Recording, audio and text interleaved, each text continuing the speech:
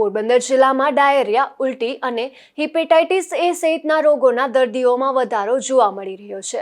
ત્યારે હાલ આ રોગથી બચવા શું તકેદારી રાખવી તે અંગે ડોક્ટર સિદ્ધાર્થ જાડેજા દ્વારા માર્ગદર્શન અપાયું છે। હું doctor Jadeja, physician, Bhavsiddhi hospital Porbandar. હમણાં આજકાલ થોડા સમયથી છેલ્લા 1 મહિનાથી ડાયેરિયા, વોમિટિંગ અને હિપેટાઇટિસ એ એટલે ચેપી કમળો એના વારા ચાલે છે। એના પેશન્ટ ઘણા વધ્યા છે। આ બધી વસ્તુ હિપેટાઇટિસ એ હોય એ ફીકો ઓરલ રૂટથી થાય। ફીકો ઓરલ રૂટ એટલે ખરાબ પાણી પીવું, ખરાબ ખાવાનું ખાવું।